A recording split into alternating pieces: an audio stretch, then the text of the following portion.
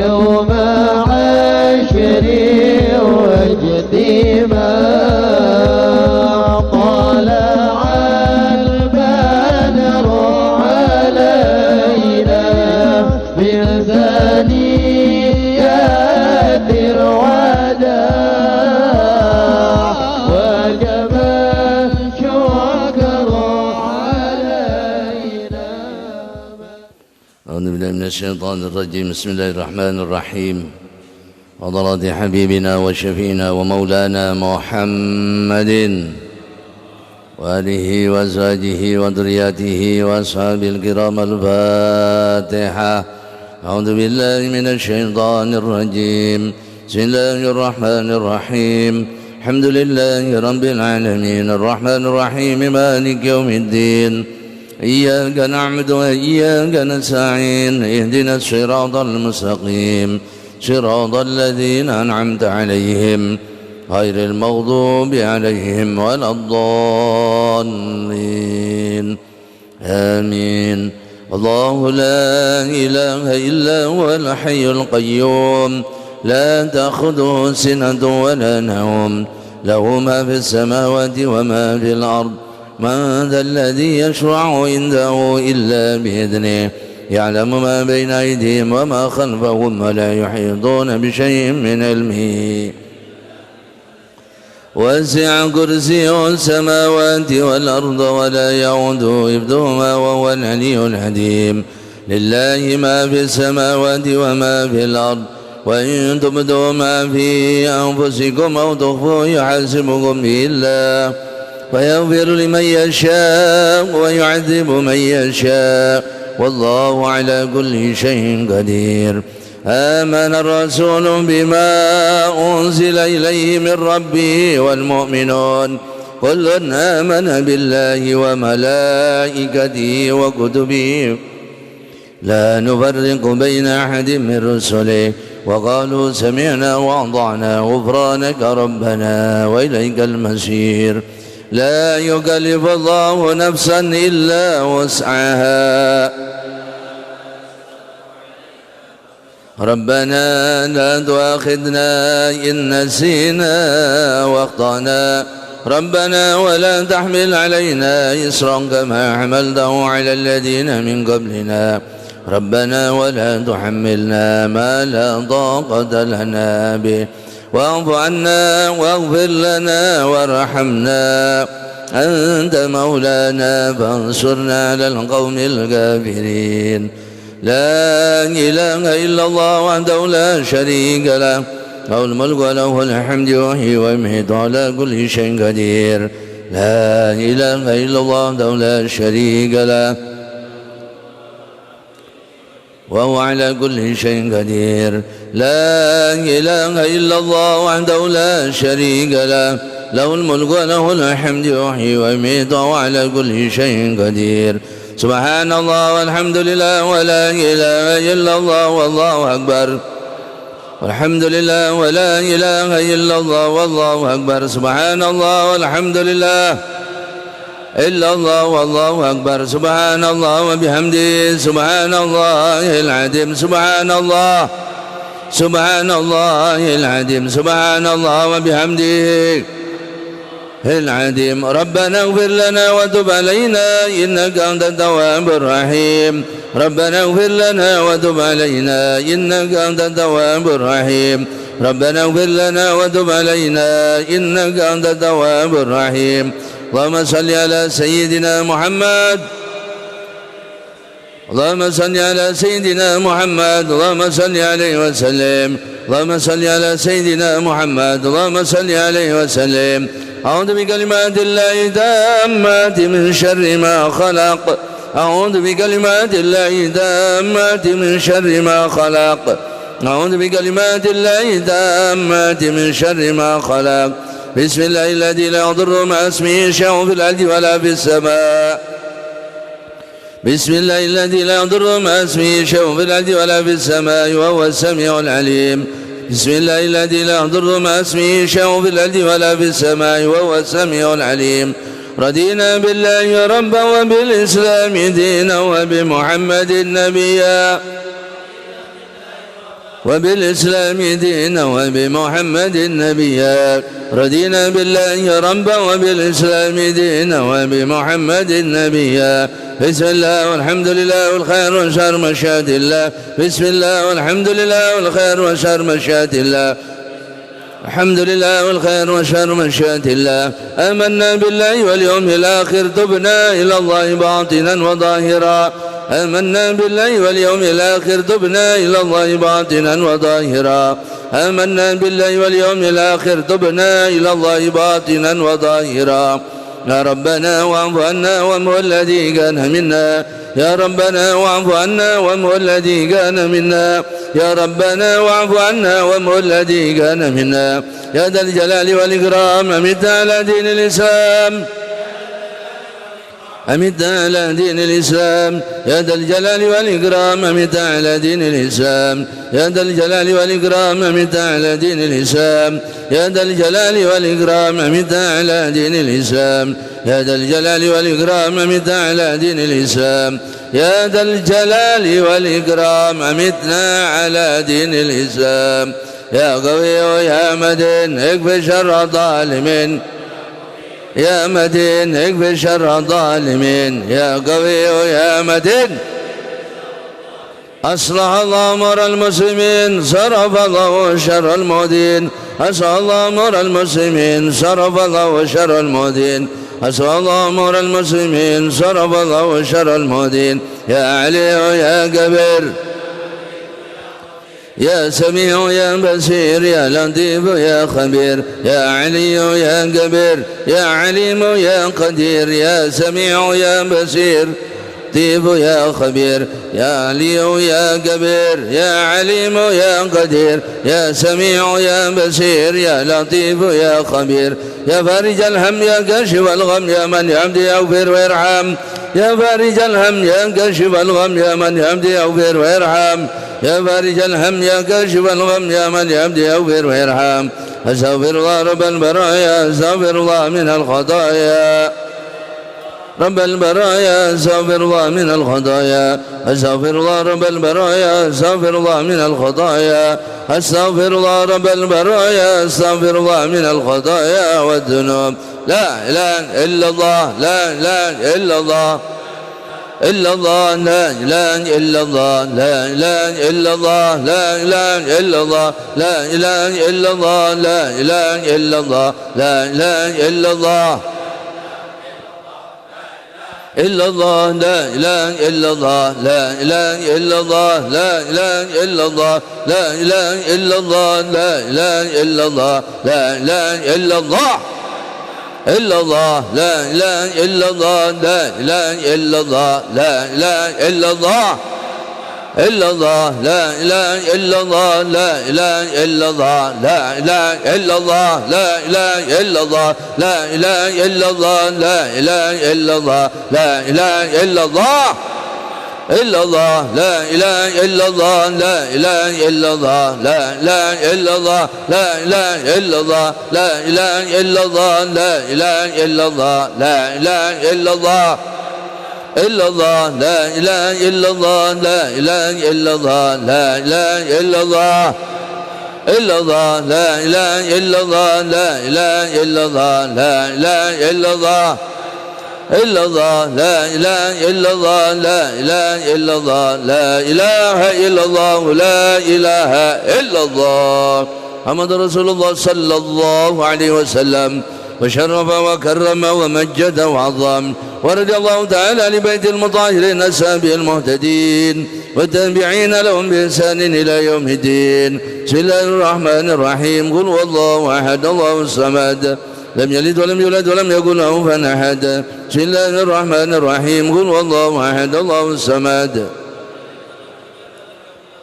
بسم الله الرحمن الرحيم قل هو الله أحد الله الصمد لم يلد ولم يولد ولم يكن له كفوا أحد بسم الله الرحمن الرحيم قل أعوذ برب الفلق من شر ما خلق من شر غاسق إذا وقب ومن شر النفاثات في العقد من شر حاسد إذا حسد بسم الله الرحمن الرحيم قل أعوذ برب الناس ملك الناس إله الناس من شر الوسواس الخناس الذي يوسوس في صدور الناس من الجنة والناس. سيدنا حبيبنا وشفينا رسول الله سيدنا محمد بن عبد الله وآله وأزواجه وذرياته وأصحابه أن نضيع لدرجات الجنة كثر مسبات مضى السنة ويحفظنا بجاههم وينفعنا بهم يد علينا بركاتهم وصارهم أنوارهم ولمن فاتمة والآخرة. فاتحة. بسم الله الرحمن الرحيم. الحمد لله رب العالمين الرحمن الرحيم مالك يوم الدين. اهدنا الصراط المستقيم غير المغضوب عليهم ولا الضالين. من سيدنا أستاذ الأعظم فقيه مقدم محمد بن علي بعلوي ساداتنا علي بعلوي سليم وفريم أن نضيع لدرجات والجنة كثر مسبات وطيب السنة وعفتنا بجاههم وانفعنا بهم عند البركات والصالح وأنوار من فاتمة والآخرة. فاتحة. بسم الله الرحمن الرحيم. الحمد لله رب العالمين الرحمن الرحيم مالك يوم الدين. صراط الذين أنعمت عليهم غير المغضوب عليهم ولا الضالين. آمين. ساداتنا سبحان ما كانوا وكان ترواهم من مشارق الأرض إلى مغاربها نضيع لدرجات والجنة كثر مثباتهم وطيب سناتهم ويحفظنا بجاههم وينفعنا بهم يد علينا بركاتهم وصالحهم وأنوارهم ولمن فاتمة والآخرة. فاتحة. بسم الله الرحمن الرحيم. الحمد لله رب العالمين الرحمن الرحيم مالك يوم الدين. صراط الذين أنعمت عليهم غير المغضوب عليهم ولا الضالين. آمين. سيدنا صاحب راتب قطب الإرشاد غيث العباد والبلاد الحبيب عبد الله بن علوي بن محمد الحداد سله وفرعه أن نضيع لدرجاته والجنة كثر مسوات وضيف السنة ويحفظنا بجاه وانفعنا به عيد علينا بركاته وصار أنوار ولمن فاتمة والآخرة. فاتحة. بسم الله الرحمن الرحيم. الحمد لله رب العالمين الرحمن الرحيم مالك يوم الدين. صراط الذين أنعمت عليهم غير المغضوب عليهم ولا الضالين. آمين. كافة بدل الصالحين والدينا مشايخنا في الدين وذوي الحقوق علينا وأمة أهل بلدة من أهل لا إله إلا الله أجمعين أن الله يغفر لهم ويرحمهم فرج كرب المسلمين ويرحمهم اشف مرضاهم واجمعوا شملهم على الهدى يؤلف ذات بينهم يولي عليهم خيارهم وسوى شرارهم ويكفنا وإياهم شر الفتن والمحن والمؤذين والمتعدين من قريب أو بعيد يرخي أسعارهم غزر أمطارهم يعطي كل أسئل منكم سلما له رسولا يفتح علينا وعليكم فتح العارفين يختم لنا بالحسنى وهو راد عنا في خير ولطف وعافية ولمن وهب بزين بن إبراهيم حفظه الله. وإلى حضرة النبي محمد الفاتحة. بسم الله الرحمن الرحيم. الحمد لله رب العالمين الرحمن الرحيم مالك يوم الدين. صراط الذين أنعمت عليهم غير المغضوب عليهم ولا الضالين. آمين. اللهم إنا نسألك رضاك والجنة ونعوذ بك من سخطك والنار. اللهم إنا نسألك رضاك والجنة ونعوذ بك من سخطك والنار. اللهم إنا نسألك رضاك والجنة ونعوذ بك من سخطك والنار. يا لما سر منا لا تأتك استطعنا وعافنا وأنا كلنا حيث كنا. يا لما سر منا لا تأتك استطعنا وعافنا وأنا كلنا حيث كنا. يا لما سر منا لا تأتك استطعنا وعافنا وأنا كلنا حيث كنا. صلى سيدنا محمد صلى الله عليه وسلم خيرا صلى سيدنا محمد صلى الله عليه وسلم وعلى صلى سيدنا محمد صلى الله عليه وسلم خيرا صلى سيدنا محمد صلى الله عليه وسلم وعلى صلى سيدنا محمد صلى الله عليه وسلم خيرا صلى سيدنا محمد صلى الله عليه وسلم وعلى صلى سيدنا ونبينا محمد أفضل ما جزى نبيا عن أمته بها يا الله بها يا الله خاتمة يا الله بها يا الله بها يا الله خاتمة يا الله بها يا الله بها يا الله والقبول. بسم الله الرحمن الرحيم. الحمد لله رب العالمين. صلى الله على حبيبنا وشفينا ومولانا محمد وعلى آله وصحبه أجمعين. اللهم أكرمنا بنور الفهم واخرجنا من ظلمات الوهم وافتح لنا باب رحمتك وانشر علينا حكمتك يا أرحم الراحمين سبحانك لا علم لنا إلا ما علمتنا إنك أنت العليم الحكيم. Sampai قال مصنف رحمه الله تعالى ونفعنا بعلومه في دارين آمين. Babul hadanati, bab akan menjelaskan tentang hadanah. Hadanah itu menurut bahasa adalah al-dhamm, maknanya merangkul, mengumpulkan. Diambil dari kalimat hadan. Kenapa? Al-hadnu itu adalah yang posisi badan yang berada di bawah ketiak, di atas pusar. Jadi seolah-olah ketika seorang ibu membawa anaknya itu kemudian menempelkan di dadanya, itu adalah hadanah, ya. Kemudian istilah agama, hadanah adalah hifdzu man la yastaqillu bi amrihi wa tarbiyatu ma yuslihuhu. Hadanah itu adalah menjaga orang-orang yang tidak bisa mengurusi dirinya sendiri dan mendidiknya dengan sesuatu yang maslahat baginya. Maka hadanah ini dalam bahasa gampang kita adalah mengasuh, mengurusi, mendidik. Maka bahasa agamanya adalah hadanah. Hadirin rahimakumullah, siapa orang yang berhak mengurus anak tersebut? Biasanya masalah hadanah ini terjadi ketika adanya perceraian atau adanya meninggal salah satu di antara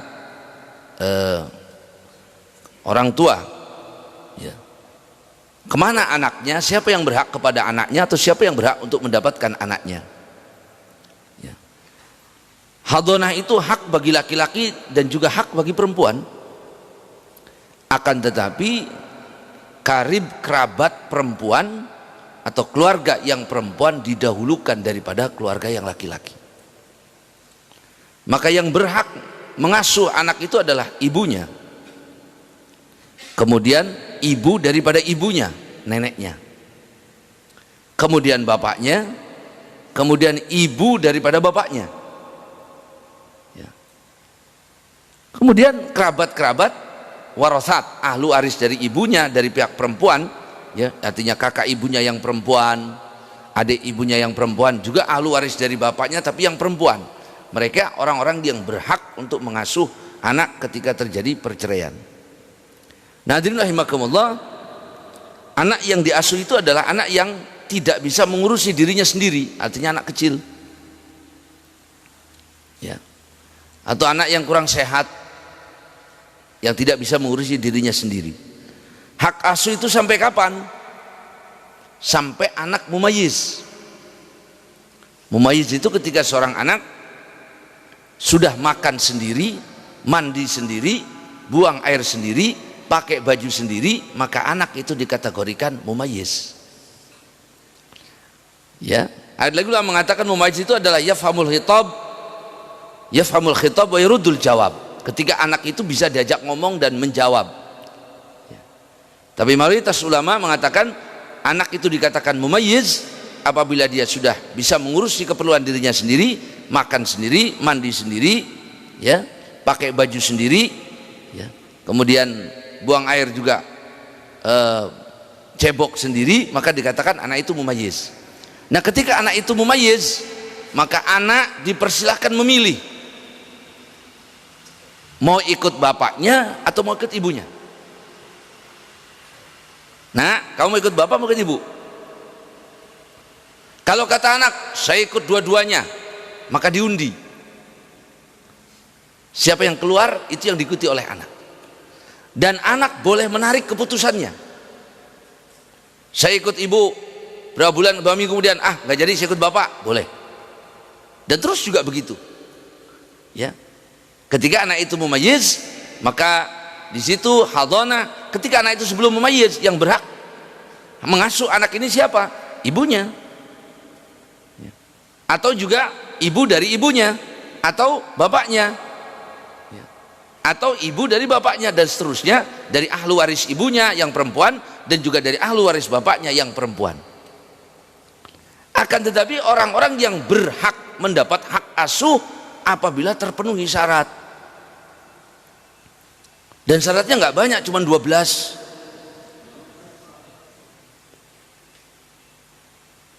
Ya, satu syarat orang yang berhak menghadhonah itu yang pertama adalah berakal. Nah, orang gila ya jangan. Salah satu di antara keluarganya ada yang gila, jangan, dia mengurus diri sendiri aja tidak bisa, apalagi ngurusi anak kecil atau orang lain. Ya. Satu berakal. Ya. Maka yang tidak berakal tidak bisa. Ya. Yang kedua, syarat orang yang berhak mendapat hadhanah itu dia adalah orang muslim, Islam. Ya. Jika salah satu di antara keduanya non muslim, otomatis hak hadhanah itu adalah kepada yang Islam. Syianatan lil walad, dalam rangka menjaga anak tersebut supaya tetap berada dalam agama Islam. Misalnya ibunya non muslim, bapaknya muslim, atau ibunya murtad, maka secara otomatis anak itu hak asuhnya berada di tangan bapaknya yang muslim. Ya, kenapa? Dalam rangka menjaga anak. Yang ketiga, balik. Nah, kalau belum balik bagaimana ngurusi? Ibunya belum balik, bapaknya belum balik, tapi punya anak. Tiga, ya. Yang keempat, syaratnya adalah adil.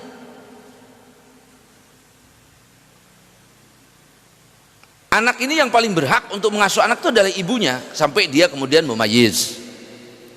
Ibunya ini nggak suka sholat, atau ibunya ini senang memperlihatkan aurat, artinya ibunya fasiqah. Ibunya itu orang yang berbuat dosa besar atau banyak berbuat dosa kecil, maka otomatis hak asuh berpindah kepada bapaknya. Kenapa? Dalam rangka menjaga akhlaknya anak. Nah, kalau ibunya jarang sholat, bapaknya nggak sholat, ya neneknya, dua-duanya nggak boleh mengasuh. Neneknya juga bukan orang Islam, bibinya, ya, dan seterusnya. Ya, tuh. Syarat yang kelima, rahimakumullah, seorang wanita berhak mendapat hak asuh malam yatazawwaj, selama belum menikah. Apabila dia sudah menikah, otomatis hak asuh itu berpindah kepada suaminya atau mantan suaminya, berpindah kepada bapaknya anak tersebut. Itu dalam keadaan anak itu belum balik, belum mumayyiz.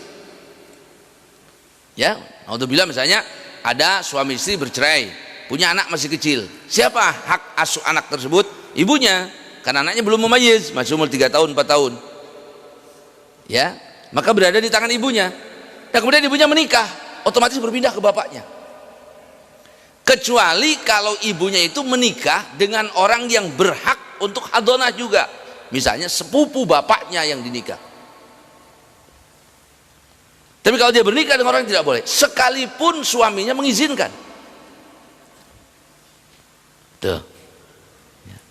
Sekalipun suaminya mengizinkan, suami baru ibunya ini mengizinkan, yang berhak bapaknya tetap. Yang berhak mengasuh itu bapaknya, selama dia belum memayit. Atau misalnya neneknya yang perempuan, nenek dari ibunya, ya, atau juga nenek dari, atau bapaknya, atau nenek dari bapaknya. Syarat yang selanjutnya adalah melihat. Nah, kalau buta gimana ngurusi anak? Syarat selanjutnya tidak punya penyakit menular seperti baros. Nah, kalau salah satu di antara orang tuanya itu memiliki penyakit menular, maka anak itu berpindah kepada yang tidak punya penyakit, hak asuhnya. Kenapa? Dikhawatirkan tertular penyakit. Atau misalnya salah satu orang tuanya itu mempunyai penyakit yang tidak bisa sembuh, otomatis hak asuhnya berpindah. Ya. Atau misalnya ibunya itu menolak untuk menyusui padahal ada air susunya, maka secara otomatis hak asuh itu berpindah kepada bapaknya. Nah itu diantara beberapa syarat hak asuh. Nah kalau biayanya dari mana? Biayanya dari bapaknya. Ini ngasuh, bukan membiayai, ngasuh. Yang wajib membiayai, menafkahi tetap bapak. Kewajiban menafkahi anak itu kewajiban orang tua, kewajiban bapak. Tapi mengasuh, ngurusi anak kewajiban siapa? Nah itu yang dibahas dalam hadhanah. An Abdullah bin Amr anna imra'atan qalat ya Rasulullah, hadis dari Abdullah bin Amr ibn al-As. Anna imra'atan, seorang perempuan berkata kepada Nabi SAW, ya Rasulullah, inna ibni kana batni lahu wi'a'un wa saddi lahu shiqa'un wa hijri lahu hiwa'un. Ya Rasulullah, anak saya itu, perut saya ini ibarat tempat dia bernaung. Air susu saya adalah obat hausnya, dan pangkuan saya adalah tempat dia berteduh.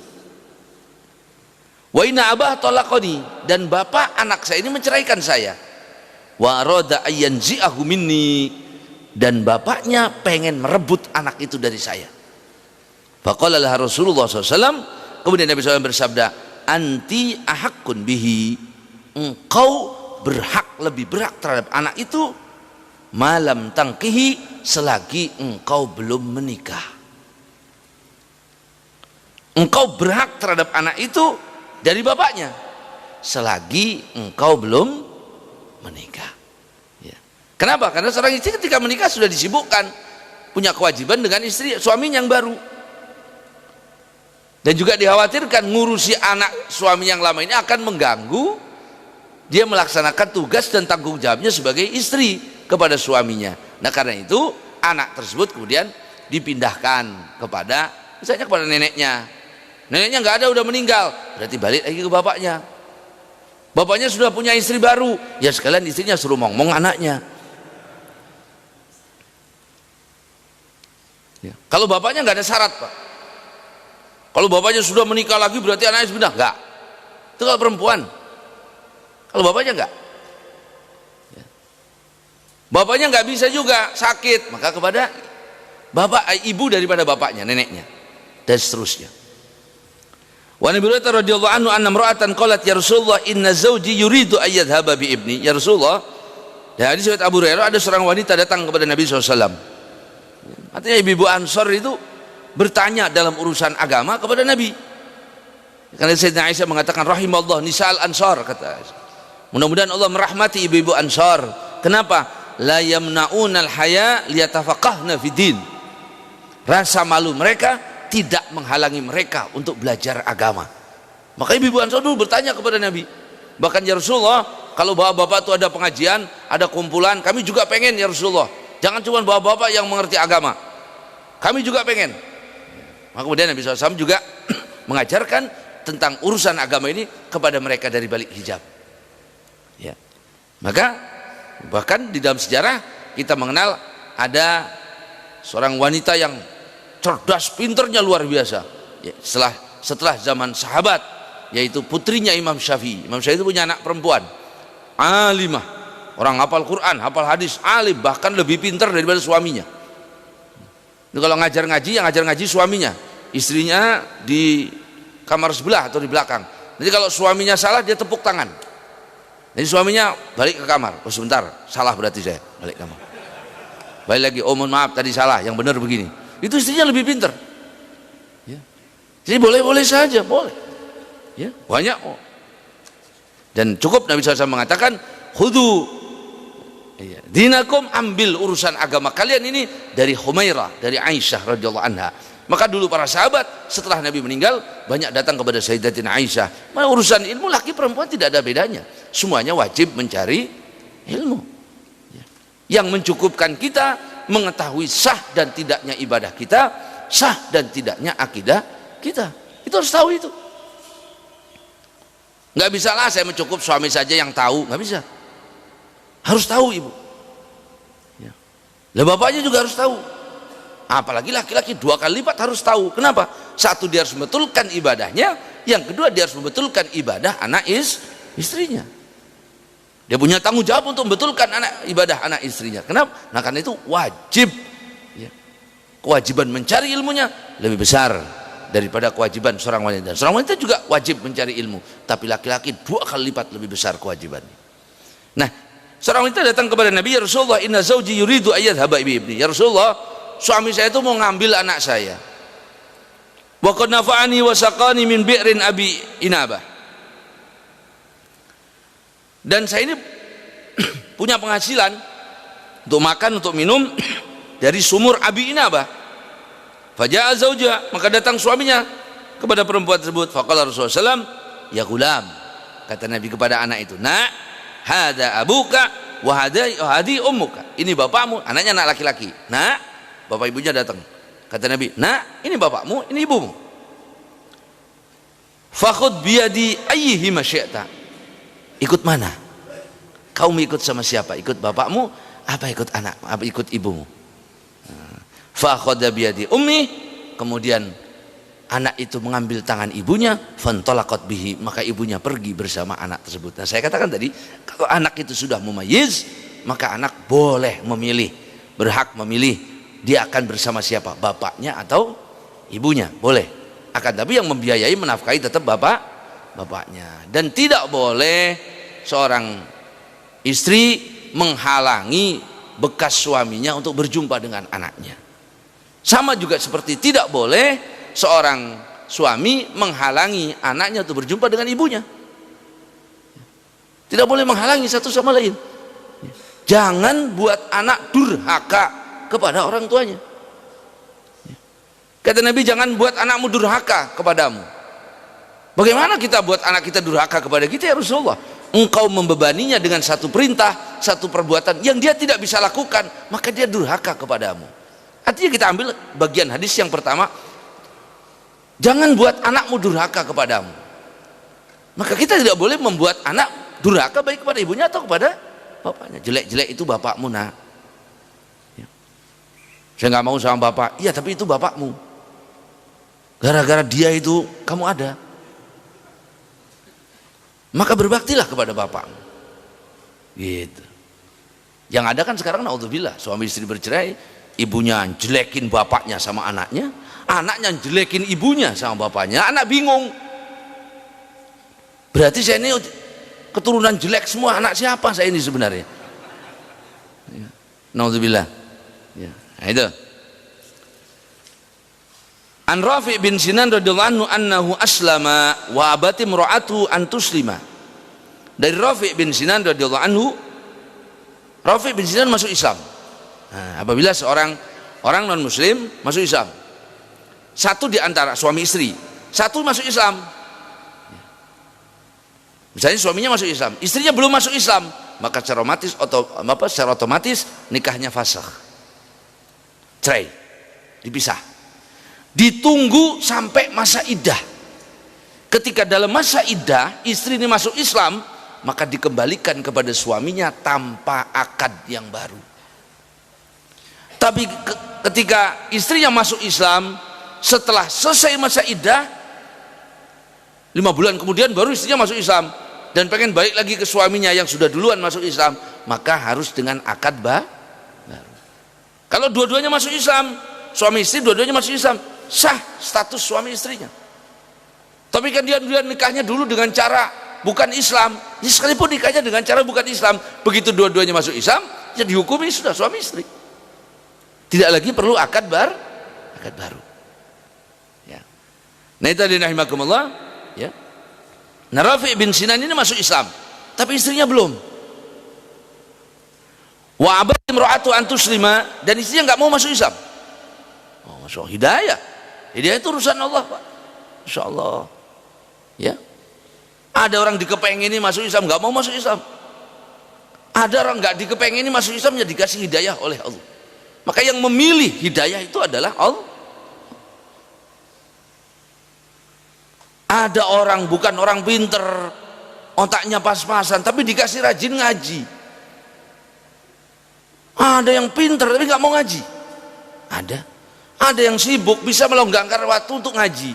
Ada yang santainya udzubillah nggak pernah nongol-nongol ke majelis. Hidayah Hidayah itu urusan Allah, yahdi may yasha. Itulah kenapa kita ini setiap sholat selalu mengatakan ihdinas siratal, karena mahal Pak. Ada seorang sahabat mengatakan alhamdulillahilladzi ala ni'matil iman. Satu riwayat alhamdulillahilladzi hadana li hada. Itu sering dibaca oleh Nabi. Ya, segala puji bagi Allah yang memberikan hidayah kepada kita. Maka nikmat termahal itu adalah hidayah. Allah angkat kita jadi orang Islam. Mahal itu. Jaga baik-baik. Pertahankan itu. Ya. Sampai kita menutup mata dalam keadaan apapun. Pertahankan itu. Ya. Kenapa? Sekalipun orang tidak diberi dunia dan segala isinya, tapi kemudian dia diberikan Islam di hatinya, maka orang itu diberikan melebihi dunia dan segala isinya. Sekalipun orang itu diberikan semua kekayaan di dunia, akan tetapi Allah tidak memberikan Islam di hatinya, maka dia tidak diberikan apa-apa oleh Allah. Maka nggak perlu sedih selama kita jadi orang Islam. Walaupun kita nggak punya apa-apa, tapi kita punya Islam di hati kita. Alhamdulillah. Nikmat terbesar, nikmat termahal. Ada seorang alhamdulillah ta'ala nikmatil iman. Seorang laki-laki mengatakan segala puji bagi Allah yang memberikan nikmat keimanan kepada kami. Kata Nabi, saudara, engkau sudah menyebutkan nikmat terbesar yang Allah berikan kepada hambanya. Maka pantas kita ini bersyukur, ya. Senang. Kenapa? Al-izzah, kemuliaan, ya, kebanggaan itu diletakkan di hati orang-orang yang muslim, orang-orang Islam, bukan dari banyak atau tidaknya harta, tinggi atau tidaknya kedudukan kita, tapi dari keimanan kita kepada Allah Subhanahu wa ta'ala. Nggak perlu sedih, nggak perlu ruwet. Orang Islam kok minder ngadapi orang muslim yang kaya raya? Ngapain minder? Ngapain minder? Ya. Segala kekayaan dia, ya, segala nikmat yang Allah berikan kepada orang-orang non-muslim tersebut, itu adalah azab baginya. Ya. Sesulit-sulitnya orang Islam, ya, di akhirat dia akan berlipat-lipat ganda kedudukannya. Maka ada hadis mengatakan ad-dunya sijnul mu'mini wa jannatul kafir. Surga itu penjaranya orang mukmin dan surganya orang kafir. Dunia itu penjaranya orang mukmin dan surganya orang kafir. Maka orang Islam itu jangan jadi orang kaya, kita mau lagi penjara. Kata siapa? Berarti Anda salah memahami hadis. Dulu hadis itu dipolitisir oleh Belanda untuk ditekankan kepada umat Islam supaya jangan jadi orang kaya. Nggak usah kaya. Kenapa? Orang Islam mah dunia ini siksaan. Padahal maksud hadis tersebut, kalau ada orang Islam diberikan semua nikmat oleh Allah, dijadikan orang paling kaya di dunia ini dibanding nikmat surga, maka yang dia dapatkan di dunia itu ibarat penjara. Orang kafir dikasih semua kesulitan, miskinnya udzubillah, penyakitnya rombongan, istrinya durhaka, anaknya kurang ajar, temannya nggak ada yang beres, seluruh yang nggak enak dikasihkan kepada orang non muslim tersebut, itu baginya surga dibanding siksaannya di akhirat nanti. Itu maksud hadis tersebut. Bukan ya nggak usah, jangan kita kaya-kaya, yang miskin-miskin sajalah, kan kita di akhirat. Kata siapa? Orang kalau kaya bisa banyak berbuat, ya. Kata Nabi, saya di zaman akan datang satu zaman yang menegakkan agama ini ada dinar wa dirham. Tapi kita kan pengen kaya bukan untuk memperbanyak harta saja, tapi kita pengen kaya supaya untuk lebih bermanfaat dalam rangka mempersiapkan akhirat.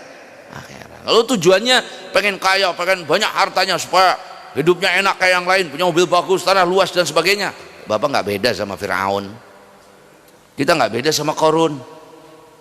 Bukan itu tujuan kita, tapi dalam rangka kita membangun akhirat. Kalau saya diberikan harta, maka saya lebih bisa membangun akhirat, lebih banyak bisa berbuat baik, lebih banyak bisa beribadah. Begitu. Makanya kenapa kita ini nggak kaya-kaya sampai sekarang? Salah niat. Oh, niatnya salah, Bapak. Kita ini kalau kaya nanti beli tanah yang luas, mobil yang bagus, kayak orang, ya sudah. Kata Allah, orang sugih mengkonon. Belum kaya sudah begitu, apalagi kaya. Niatnya yang baik supaya bisa berbuat baik dengan hartanya, dan itu dibuktikan dengan betulnya niat, baru kemudian Allah berikan kita kemudahan. Ya. Nah, kemudian rahimakumullah, istrinya nggak mau masuk Islam. Ya. Faqadan Nabi SAW al-umma nahiyatan wal ab nahiyatan. Kemudian Nabi SAW manggil suami istri itu, bapaknya suruh duduk sebelah sana, ibunya duduk sebelah sini. Wa qadha sabi bainahuma. Kemudian anaknya ditaruh di tengah, bapaknya, ibunya, anaknya di tengah. Rupanya anaknya udah dewasa, udah mumayyiz. Apa kata Nabi? Ya. Ya. Wa qadha bain faqala famala ila ummi. Nah, kata Nabi, pilih. Engkau ikut siapa? Ikut bapak apa pakai ibumu? Bapaknya muslim, ibunya non muslim. Anak itu mau condong ke ibunya, Pak. Kemudian Nabi mengangkat tangan, Allah mahdihi, ya Allah, berikan dia hidayah, berikan anak ini hidayah. Maka secara tiba-tiba anak itu berbelok, malah memegang tangan bapaknya, condong ke bapaknya. Nah, dari sini diambil dalil, kalau terjadi perbedaan agama antara suami istri, maka anak ikut yang Islam, ikut yang muslim. Ya. Kenapa? Kalau ikut muslim nanti, ya. Oh, kalau sudah dewasa anak suruh milih, nggak ada suruh milih, nggak ada. Biar agamanya ikut bapaknya, ikut ibunya, nggak ada agama milih. Yang berikan hidayah itu adalah Allah. Maka anak itu diikut bapaknya. Karena anak itu mau yuhawidani, au yunassirani, anak kita mau dibikin jadi Yahudi atau dibikin jadi Nasrani, yang buat tuh kita, bapak ibunya. Maka dalam rangka membuat anak kita menjadi anak soleh, menjadi anak yang beriman, maka agama mengajarkan tidak bisa seorang ayah non muslim atau seorang ibu non muslim menerima hak asuh atas anak-anaknya yang muslim. Yang mendapat hak asuh adalah orang tuanya yang muslim. Ya. Akhraja Abu Dawud wa Nasa'i wa Sahih Hakim. Wan Barra bin Azib an-Nabi SAW qada fi ibnati Hamzah li khalatiha. Hadis dari Barra bin Azib, Nabi SAW menetapkan anak perempuan Hamzah, Sayyidina Hamzah bin Abdul Muthalib, li khalatiha, kepada bibinya anak perempuan itu. Ya. Wa qala al khalatu bimanzilatil Sayyidina Hamzah meninggal di perang Uhud, punya anak kecil. Siapa yang akan mengasuh anaknya ini? Rupanya ibunya mungkin tidak terpenuhi syarat untuk mengasuh anak, maka Nabi menetapkan anak tersebut supaya diasuh oleh saudara ibunya yang perempuan, namanya bibi. Bibi itu kalau dari ibu namanya kholah, bibi itu kalau dari bapak namanya ammah. Ya. Maka ditetapkan saudara perempuan istrinya Sayyidina Hamzah itu yang kemudian mengurus, mendapat hak asuh daripada anak Sayyidina Hamzah tersebut. Kemudian Nabi mengatakan al kholah bimanzilatul bibi itu sama dengan ibu. Di riwayat lain Nabi mengatakan al bimanzilatil ab. Suatu saat, hadirin rahimakumullah, ketika para sahabat semua berhijrah ke Madinah, semua sahabat wajib hijrah ke Madinah. Ada sahabat Nabi yang tidak boleh hijrah oleh Nabi. Siapa? Sayyidina Abbas bin Abdul Muthalib. Kata Nabi, Abbas tetap di Mekah, jangan berangkat ke Madinah. Dalam rangka apa? Rupanya Abbas ini yang mengirimkan kabar kepada Nabi. Perkembangan apa di Mekah, dikirimkan beritanya ke Nabi. Maka Nabi katakan, Abbas, kamu tetap di Mekah. Ya Rasulullah, yang lain pada ke Madinah hijrah, kamu tetap di Mekah. Wahai paman, kamu tetap di Mekah. Abbas itu pamannya Nabi. Paman, kamu tetap di Mekah, jangan keluar dari Mekah. Sampai kemudian Nabi SAW berangkat bersama pasukan besar dalam rangka Fatah Mekah pada tahun ke-7, dalam rangka menguasai kota Mekah. Sayyidina Abbas keluar dari Mekah menuju Madinah. Di tengah jalan ketemu rombongan pasukan, mau hijrah, ketemu rombongan pasukan menuju Mekah, balik lagi ke Mekah. Ada beberapa orang yang ngomongin, oh, orang lain menyuruh hijrah, pamannya enggak. Abbas itu penakut. Orang tuh yang ngomong jangankan kita, Pak, Nabi aja diomongin orang kok. Kalau kita aja bukan Nabi nggak mau diomongin orang yang nggak ada, itu ada orang yang ngomong tuh, paman kita mah suruh pada hijrah, pamannya mah enggak, suruh di Mekah. Ada lagi yang ngomong tuh, udah kita mau ke Mekah, dia ke Madinah. Lawanan terus. Orang ke Madinah, dia di Mekah. Kita mau ke Mekah, dia ke Madinah. Macam-macam. Terutama anak-anak muda yang ngomong begitu, yang masih belum mengerti tentang siapa Nabi dan siapa Abbas bin Abdul Muthalib. Mendengar ucapan itu Nabi sedih. Kemudian Nabi mengatakan, al-am bimanzilatil ab. Paman itu seperti bapak. Kalian menyakiti paman saya, menyakiti saya. Karena paman saya ini sama dengan bapak saya. Kalau kalian menyakiti paman saya, sama seperti menyakiti bapak saya yang nggak terima saya. Nah, hadis ini kemudian menjadi takwilan para ulama ketika ada seorang laki-laki datang kepada Nabi, ya Rasulullah, bapak ibu saya di mana? Bapak ibu saya sudah meninggal ya Rasulullah, belum masuk Islam. Kira-kira bapak ibu saya di surga apa di neraka ya Rasulullah? Ini namanya orang nanya kan polos, Pak.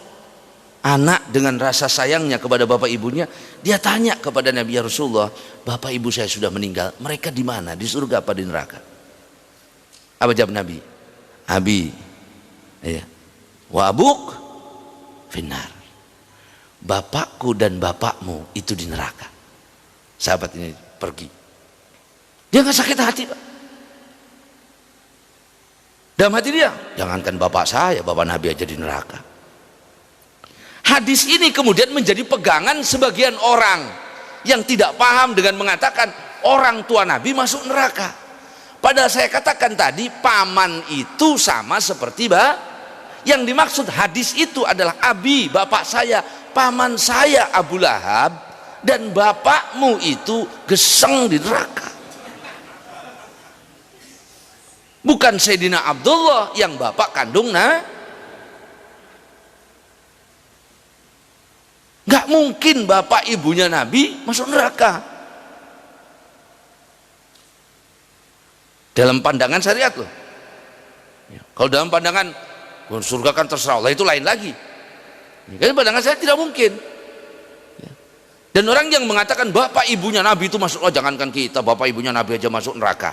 Pak, kita punya bapak tukang mabok, tukang maksiat, tukang merampok. Tiba-tiba ada teman kita ngomong terhadap bapak kita yang sudah mati, bapakmu tuh geseng di neraka. Tersinggung apa enggak? Sakit hati apa enggak? Sakit hati. Orang yang mengatakan bapak ibunya Nabi di neraka bikin sedih hati Nabi. Dan ketika Nabi sedih, yang marah itu adalah Allah. Yu'dhun Nabi, menyakiti Nabi, Allah yang marah. Ulama sudah jawab dengan berbagai jawaban. Di antaranya satu, bapak ibunya Nabi Sayyidina Abdullah dan Sayyidina Aminah itu hidup di masa fatrah, di mana pada zaman itu belum ada Nabi. Antara zaman Nabi Isa dan Nabi Muhammad ada 500 tahun tidak ada Nabi. Syariat Nabi Isa sudah hilang, syariat Nabi Ibrahim terlalu jauh jaraknya. Maka hidup di zaman itu disebut dengan masa fatrah. Dalilnya, wa ma kunna mu'adzabina hatta nab'atsa rasula. Kami tidak akan mengadab sampai kami utus ke tengah-tengah mereka Nabi. Lah nggak ada Rasul di zaman itu. Maka patokannya mereka berbuat baik dengan hatinya. Artinya firqatun najiyah, orang yang hidup di masa fatrah ini termasuk kelompok yang selamat. Kok Abu Jahal enggak? Karena Abu Jahal ketemu Nabi setelah Nabi jadi roh. Kalau Nabi jadi Rasul ikut Rasul, nggak boleh. Udah ada anak Rasulnya kok masih ngelawan. Itu satu. Dalil yang kedua, Nabi SAW itu pernah ziarah kepada ibunya. Itu dibangunkan ibunya. Ista'dana Rabbi, kata Nabi. Saya minta izin kepada Nabi, kepada Allah ketika Nabi akan berangkat dari Madinah menuju ke Mekah dalam rangka Fatah Mekah, menguasai kota Mekah. Nabi SAW minta izin kepada Allah untuk berziarah ke kubur ibunya di Abwa. Diizinkan. Kemudian berziarah. Dalam satu riwayat loh. Bahkan ketika ziarah itu Nabi menangis. Sampai belum mengatakan, abi itu inda ummi, saya akan bermalam di ibu saya akan bermalam di ibu saya. Maka dibuatkan tenda sahabat bermalam di tempat tersebut. Itu rombongan pasukan. Nah, berapa riwayat mengatakan Al-Imam Jalaluddin As-Suyuti itu Nabi minta kepada Allah supaya ibunya dibangunkan dan membaca syahadat. Oh jauh, itu nggak masuk akal. Nabi Isa bisa ngidupin orang mati, ya. Maka jangan katakan bapak ibunya Nabi masuk neraka. Kalau bapaknya ibunya masuk neraka, bapak ibu kita geseng di neraka. Anaknya Nabi, Pak. Bapak punya anak hafal Quran, itu anak yang hafal Quran bentengi bapaknya dari api neraka. Kita punya anak soleh, solehah, itu anak-anak kita. Begitu bapak ibunya akan diseret masuk neraka, anaknya berhenti di depan malaikat meminta untuk bapak ibunya.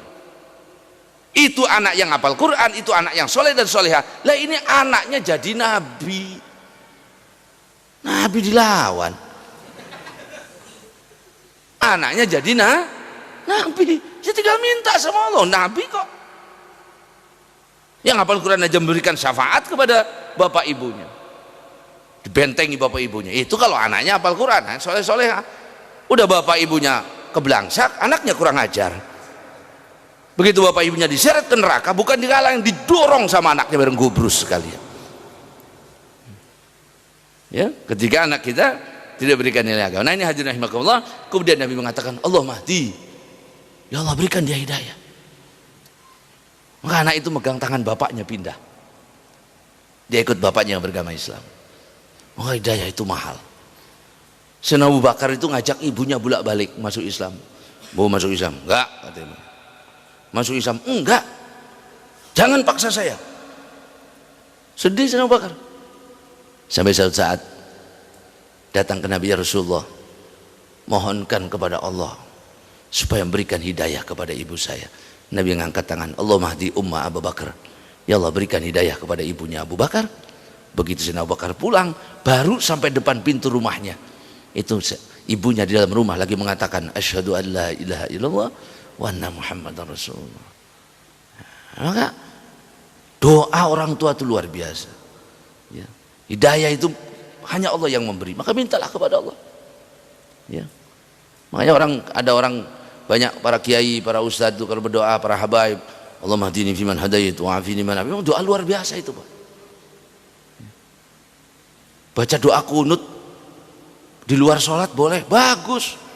Allah mahdini man hadait wa afini man afait wa tawallani man tawallait, itu kan minta hidayah. Dan semua doa itu masuk ke dalam doa kunut itu. Masa jangan akhirnya ditutup Allahu Akbar di sholat itu ya. Akhraj Abu Dawud wa Nasai wa Sahih al-Hakim. Al-khalah bimanzilatul ibu itu sama dengan bibi, itu sama dengan ibu ya. Ada wa akhraj Ahmad bin hadis Ali radhiyallahu anhu qala wal jariyatu inda khalatiha wa nal khalah walidatuha. Tapi anak perempuan ikut bibinya, dan bibi itu sama dengan ibu, maka wajib kita memuliakan ibu kita.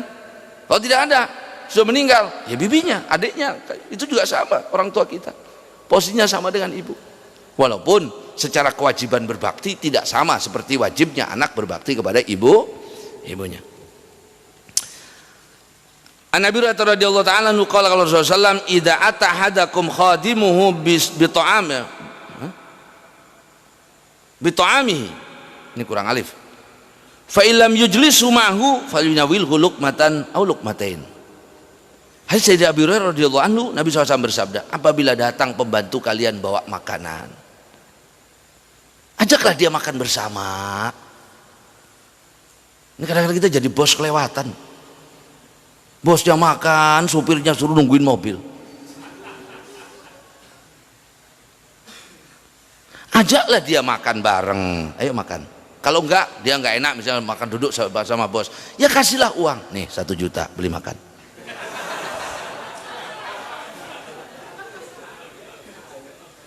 Lah ini diajak makan enggak, dikasih uang lah nungguin mobil apa? Artinya apa? Berbuat baiklah sekalipun itu kepada orang-orang yang di bawah kita. Kata Nabi, ajaklah dia makan. Kalau tidak diajak, duduk bersamamu. Dan kenapa gengsi kita duduk? Kalau bapak jadi pimpinan, duduk makan bersama karyawan. Kalau kita jadi bos, duduk bersama supir kita, membantu. Kenapa gengsi? Ada sebagian orang begitu. Supir makan sama saya. Astagfirullahaladzim. Memang supir dudu uang Pak ya. Falyunawilhu luqmatan, kalau enggak ya ambillah walaupun 1 suap 2 suap. Ada sebagian ibu-ibu begitu, pembantunya masak di rumah, tapi yang untuk makan pembantunya bukan yang dimasak oleh pembantunya itu. Ini ayam buat kita, ikan asin buat kamu. Masya Allah, ada yang begitu. Jangan dikira nggak ada, ada. Oh makanya ini aja tempe, ini begitu. Masya Allah, orang yang seperti itu merendahkan hamba Allah, ya. Merendahkan sekalipun orang memang kita yang beri nafkah, kita yang menggaji, berada di bawah kita, tapi kita tidak berhak. Dan cukup Nabi SAW mengatakan, ya, man kana fi qalbi misqala dzarratin minal kibir la yadkhulul jannah. Barang siapa di hatinya ada setitik sifat dari sombong, maka dia tidak akan masuk surga. Kalau ya kasihlah uangnya atau kasihlah, nih buat kamu, cendongin, nih buat kamu. Ya, maka Nabi SAW itu sama sahabat Pak, Nabi yang malaikat Jibril saja hormatnya kepada Nabi kurang apa? Mi'raj itu Sayyidina Jibril, maju ya Rasulullah. Jibril, enggak ya Rasul, maju Rasul, maju ya Rasulullah. Jibril, ayo ikut, enggak ya Rasulullah. Jibril segen sama Nabi Pak. Itu Nabi duduk makan bersama para sahabat. Suatu saat Nabi disiapin duduk kursi, datang lagi makan bersama sahabat. Nabi turun di lantai, duduk bersama mereka. Saya ini sama dengan kalian, kata Nabi.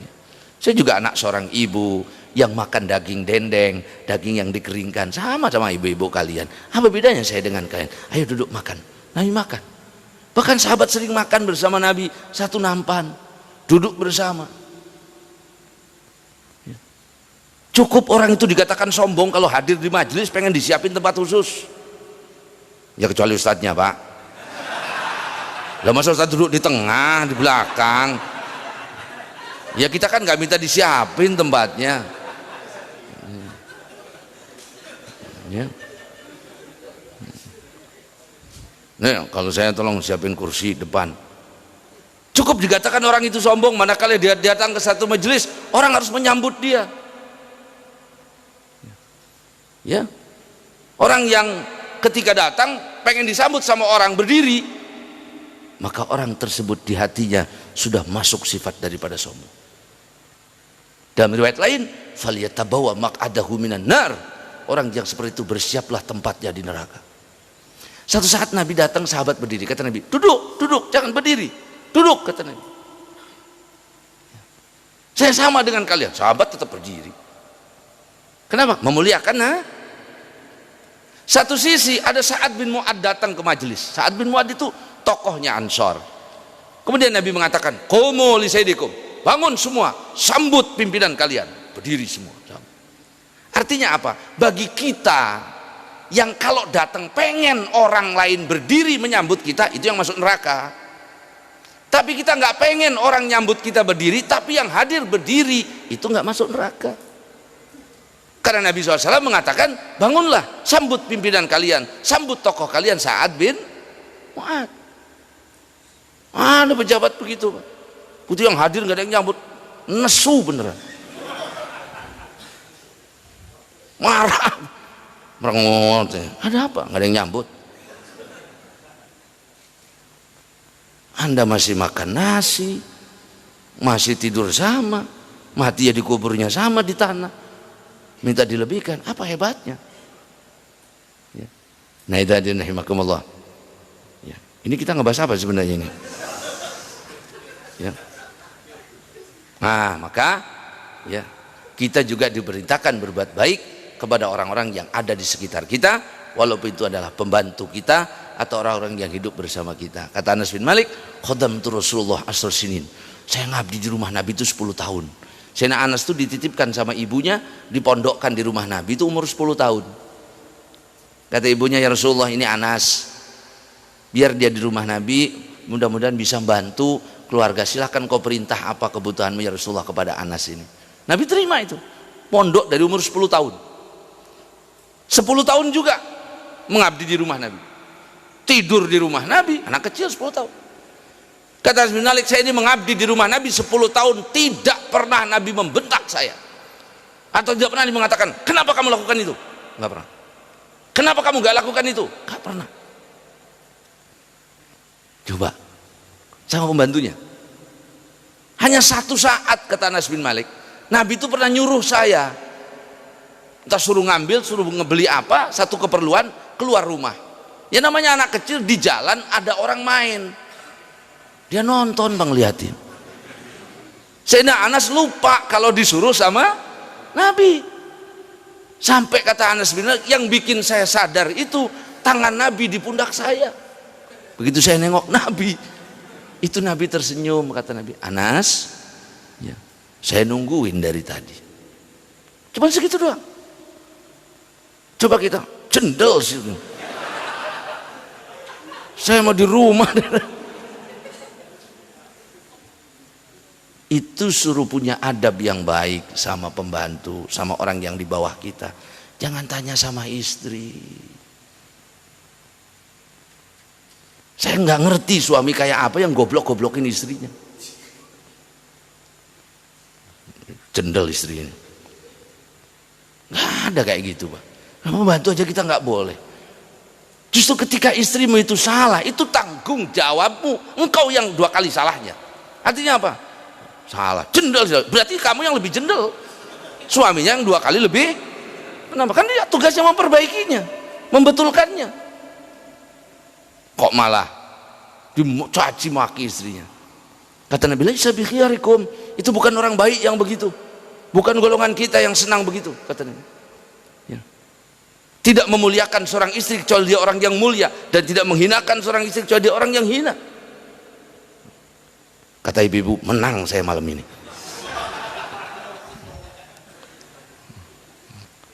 Enggak, Pak, aturan agamanya begitu. Ya, ini masya Allah, udah ngomongnya naudzubillah sama pembantu suruh baik sama istri ngomong begitu. Ya itu kecuali kalau suami-suami yang soleha. Kalau suami yang soleh ya kebalik, malah dibentak-bentak sama istrinya, kan kebalik, dijendel-jendel sama istrinya, itu kan soleha. Artinya apa? Berbuat baiklah, berakhlak mulialah. Kepada siapa? Kepada orang yang bergaul dengan kita, terlebih orang yang berada di lingkungan kita. Ya, baik itu istri kita, anak kita, pembantu kita, orang yang setiap hari berjumpa dengan kita, pegawai kita, mereka yang lebih berhak kita berakhlak mulia. Kalau bapak ketemu ustadz itu seminggu sekali, Pak. Ketemu istri kan tiap hari. Sama ustadznya baik, sama istrinya nggak baik, kan kebalik. Ibu hadir pengajian, ketemu ustadzanya kan seminggu sekali. Ketemu suami siang malam, sama ustadzanya sopan ngomongnya, sama suaminya ngomongnya nggak bener, kan kebalik kita ini. Ya, semuanya begitu, jangan panjang-panjang, Pak ya. Wa Ibnu Umar Nabi SAW qala udzibat imra'atun fi hirratin. Tuh, ada seorang wanita disiksa oleh Allah, dimasukkan ke dalam neraka gara-gara kucing. Yang melihara kucing. Boleh kita melihara burung? Boleh. Boleh kita melihara kucing? Boleh. Boleh kita melihara binatang? Boleh. Mau bapak pelihara buaya, macan tuh boleh. Kalau memang ada manfaat. Kalau ada manfaat, kucing itu manfaatnya apa? Bulunya indah, burung suaranya bulunya bagus. Yang penting ada manfaatnya. Lah kalau bapak pelihara buaya, manfaatnya apa? Sama yang suka pelihara ular itu manfaatnya apa? Kalau saya sih senang mandangnya. Yang lain kalau begitu terserah. Yang penting ada Akan tetapi kalau kita punya peliharaan itu, jaga baik-baik. Cukupkan nafkahnya. Kasih dia makan. Kasih dia apa yang mau? Kita suruh cari makan sendiri enggak, kita taruh di sangkar tapi kita enggak kasih makan.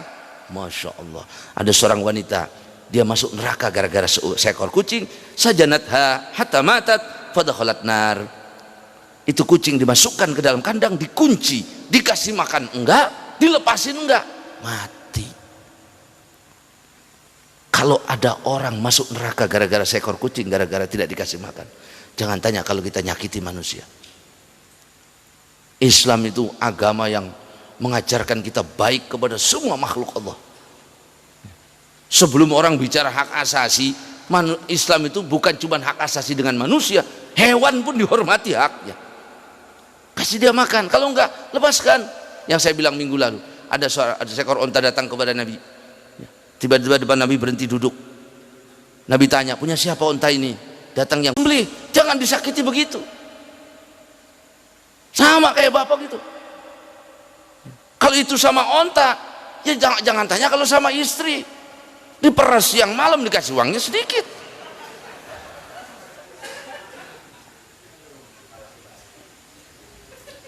Kalau itu durhaka itu 2. Nah kalau bapak yang begitu 3 raka namanya.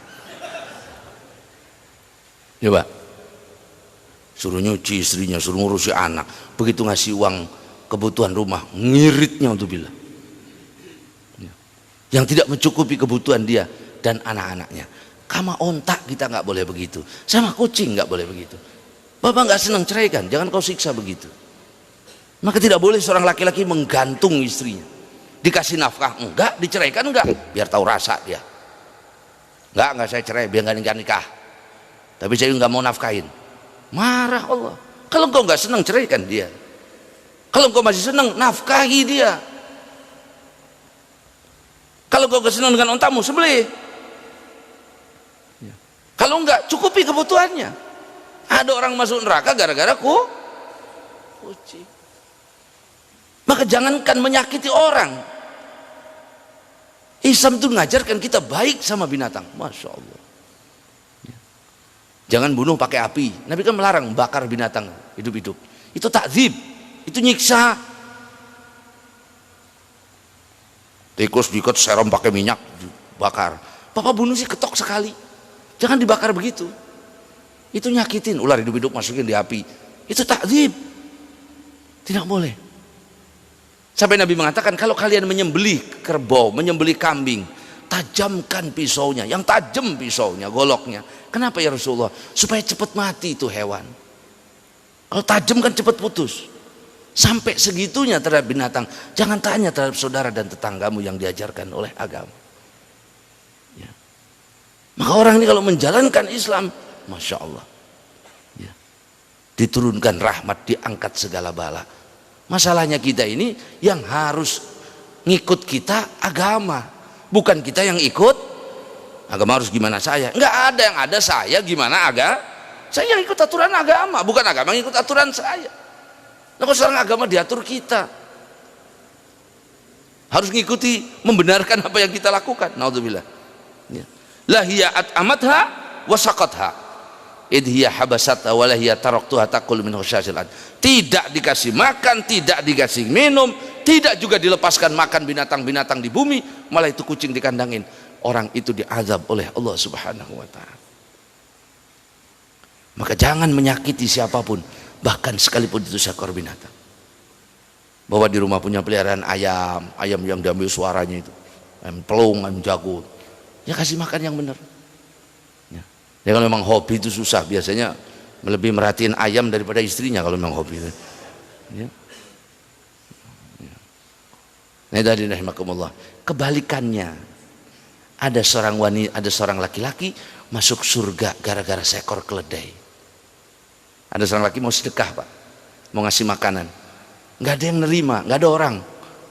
Yang ada seekor keledai, diberikan itu makanan ke keledai, diampuni dosanya oleh Allah. Ada seorang wanita malam, jablay, Pak, diampuni dosanya gara-gara memberi minum seekor anjing.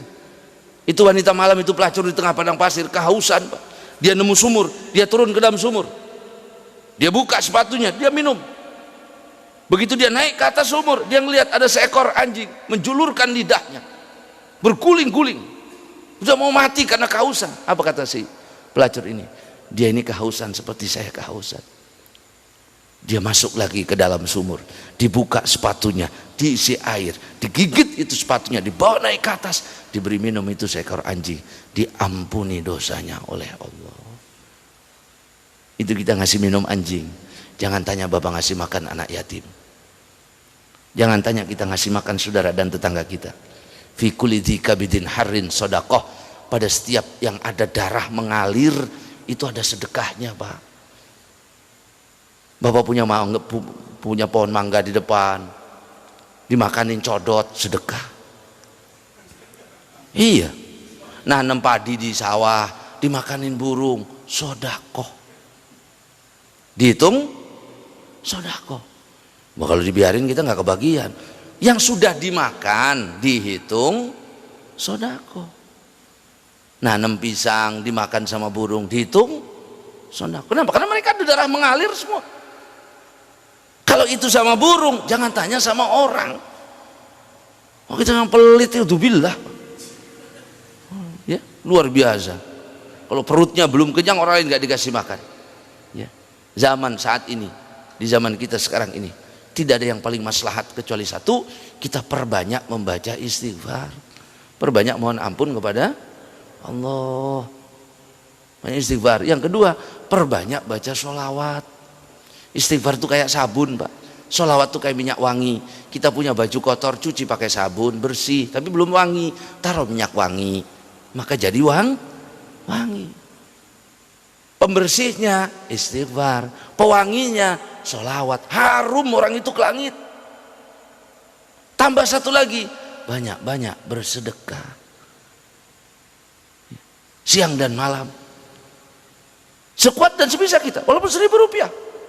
Kalau nggak punya apa-apa, walau antal akhok biwajin talqin, kalau memang kita nggak punya uang sama sekali, nggak ada yang bisa disedekahkan, bersedekahlah dengan wajah yang menyenangkan di depan saudaramu, dengan wajah yang cerah, dengan senyum. Ketemu orang tuh yang enak, wajah itu yang enak. Udah kita lagi pusing lihat muka kayak begitu, tambah pusing, Pak. Coba sih yang enak, senyum, serut apapun senyum, jangan memperlihatkan kesulitan depan orang. Itu kan akhlaknya orang Islam, tidak mau merendah, menutupi kekurangannya. Orang sekarang kok banyak menampakkan kekurangannya kepada orang lain. Kok kayaknya lemas, banyak pikiran, makanya jalannya agak miring gitu, nggak punya beras. Bu ya, jangan nampakkan kekurangan sama orang. Hina kita di mata manusia, jangan tanya di mata Allah. Kita nggak punya apa-apa, tapi nggak pernah mengadah atau menampakkan kesulitan kita kepada orang lain.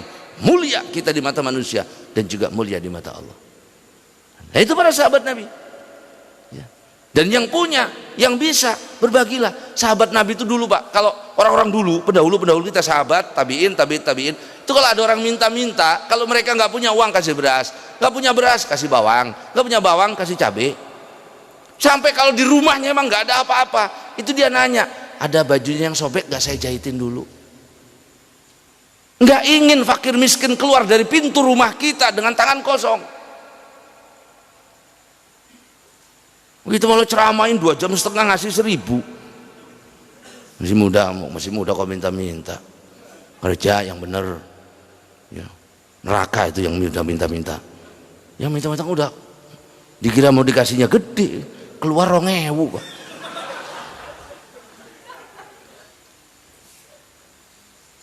Ya. Dan orang dulu itu, tandanya orang dermawan itu bukan memberi sesuai kebutuhan, tapi memberi sesuai kemampuan. Ada orang datang, ada apa? Minta beras, Pak. Oh ya, berapa butuhnya? Ya saya 1 liter aja buat makan hari ini. Baik, keluar bawa sekarung, Pak. Nih, Pak saya minta 1 liter bukan sekarung.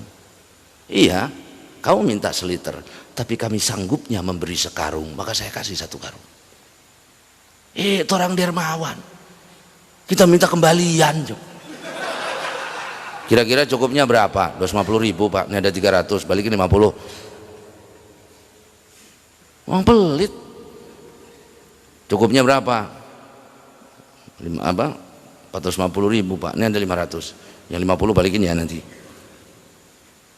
Mereka memberi bukan sesuai permintaan, sesuai kesanggupan, kemampuan. Kami sanggup memberi banyak kok. Kenapa kami beri sedikit? Masya Allah. Ada orang sekarang begitu. Yang ada di korting, Pak.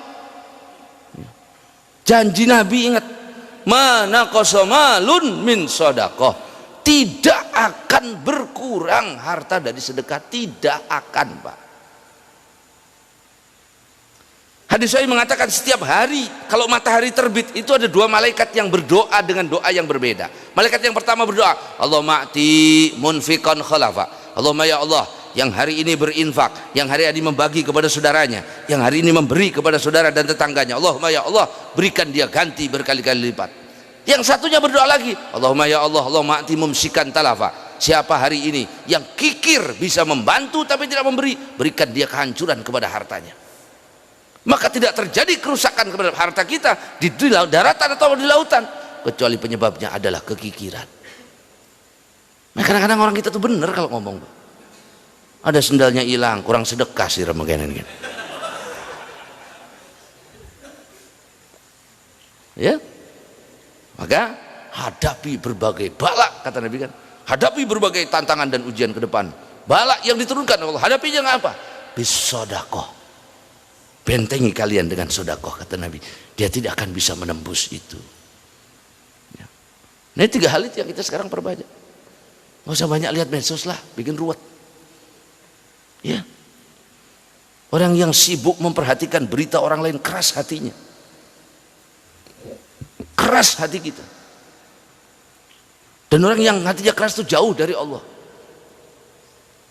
Orang yang sibuk meneliti orang lain keras hatinya. Kenapa gak sibukkan berzikir? Baca berita, waduh gawat ini, waduh gawat ini.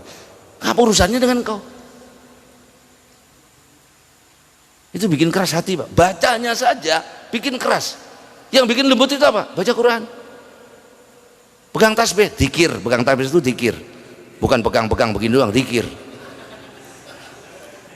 Saya juga pegang tasbih. Tasbihnya dibacain zikir. Itu melembutkan hati. Nah, kalau kita tuh hatinya keras, cirinya apa? Enggak terasa ibadah. Ngerasain enggak sih sholat itu? Enggak.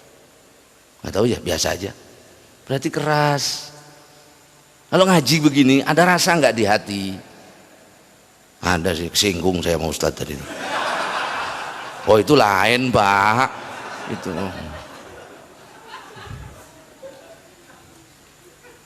Kalau Bapak kesinggung berarti mau memperbaiki. Ya, ya. Kita ini kalau dinasihati sama orang, jangan diarahkan ke orang. Tuh, dengerin Ustadz ngomong, karena aja pelit. Nah, kan saya ngomongin kamu, bukan dia. Si Anu tuh yang pelit tuh. Kebanyakan kita kan begitu, baca Quran yang diarahkan, wah ini Yahudi, Nasrani. Loh, khitabnya yang diajak bicara ceritanya orang Yahudi. Khitabnya yang diajak bicaranya orang Yahudi, tapi sebenarnya Allah lagi berbicara dengan orang yang membaca perilakumu jangan seperti mereka. Nah, kita kan ngaji juga begitu. Si Anu. Oh, si Anu. Emang kita nggak begitu? Enggak, saya.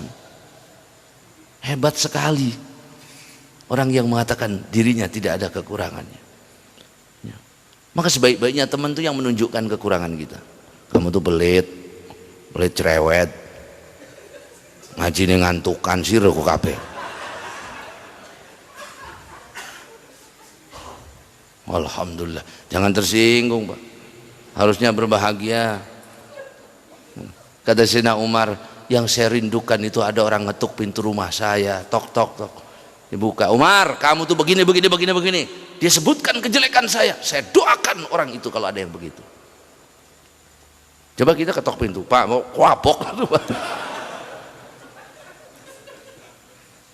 Mari kita sibuk memperbaiki diri kita, melembutkan hati kita, ya, daripada kita sibuk memperbaiki orang lain. Ngaji itu juga termasuk melembutkan hati, termasuk melunakkan hati kita, ya. Maka pelan-pelan kita betulkan hati kita. Orang kalau terlalu berubahnya ngedadak, ya nanti orang kaget. Bapak ngaji sekali besok jadi wali kan repot itu tulisannya. Bertahap, artinya ya Allah bisa begitu, kenapa ya nggak bisa? Sekali tobat orang jadi wali bisa kok. Akan tapi semuanya ada tahapannya. Supaya apa? Dari tahapan itulah Allah akan melihat menilai kita. Banyak orang mengatakan hidup itu intinya adalah proses belajarnya. Maka orang itu dalam hidup tidak akan pernah berhenti untuk memproses belajar sampai terus belajar. Itu yang dilihat. Bukan pinter nggak pinternya, belajarnya yang dilihat oleh Allah. Bagaimana orang mau ngaji tersebut? Bagaimana para ulama sudah ilmunya tinggi duduk di majelis ilmu? Ya kita nggak punya ilmu, nggak mau duduk di majelis ilmu. Nah, ya. Mudah-mudahan Allah berkahi kita dunia dan akhirat. Mau selesai, Pak, ya? Sudah kita menikah udah selesai. Alhamdulillah. Ya, saya agak deg-degan bahas bab nikah itu, Pak. Ya, kenapa? Karena ya kita banyak yang salah. Jangankan, bukan berarti saya berdiri di depan bapak-bapak saya paling benar, paling bagus. Enggak, saya itu paling banyak salahnya. Hanya kebetulan mic-nya dekat saya, jadi saya ngomong. Selebihnya saya yang paling banyak jeleknya dari bapak-bapak semuanya. Kalau saya berbicara bukan bicarakan orang, itu membicarakan diri saya sendiri. Ya. Menasihati diri saya sendiri. Salah sendiri bapak mau dengerin. Iya, saya menasihati sendiri, bapak mau dengerin. Nggak seneng ya jangan dengerin. Mau saya ngomongin diri sendiri kok. Ya. Nah setelah ini kita akan membahas tentang jinayat. Jinayat itu pelanggaran-pelanggaran. Orang mencuri, orang membunuh, apa hukumannya. Tujuannya apa? Supaya kita menghindarinya, supaya kita menjauhkan diri dari hal tersebut. Mudah-mudahan Allah berkahi kita dunia akhirat. Fatihah. Bismillahirrahmanirrahim. Alhamdulillahirrahmanirrahim. Iyyaka na'budu wa iyyaka nasta'in. Shiratal mustaqim. اللهم صل على سيدنا محمد في الاولين والاخرين وبارك وسلم على ساداتنا سبيل رسول الله اجمعين. الحمد لله رب العالمين حمدا يوافي نعمك في مزيده. ربنا لك الحمد كما ينبغي لجلال وجهك الكريم وعظيم سلطانك. اللهم صل على سيدنا محمد صلاة تغفر بها الذنوب وتصلح بها القلوب وتنطلق بها العصوب وتنمي بها الصواب للمنسوب. اللهم اقسم لنا من خشيتك ما تحول به بيننا وبين معصيتك ومن طاعتك ما تبلغنا به جنتك ومن اليقين ما تهون به علينا مصائب الدنيا والآخرة. اللهم انفعنا بما علمتنا وعلمنا ينفعنا متعنا بأسمائنا وأبصارنا أبدا ما أحييتنا واجعل وارثا منا واجعل ثأرنا على من ظلمنا ولا تسلط علينا بذنوبنا ما لا يخافك ولا يرحمنا. ربنا آتنا في الدنيا حسنة وفي الآخرة حسنة وقنا عذاب النار. وصلى الله على سيدنا محمد وعلى آله وصحبه وسلم والحمد لله رب العالمين. سبحانك اللهم بحمدك أشهد أن لا إله إلا أنت أستغفرك وأتوب إليك. سبحان ربك رب العزة عما يصفون والسلام على المرسلين والحمد لله رب العالمين. Mohon maaf segala kurangan. Wassalamualaikum warahmatullahi wabarakatuh.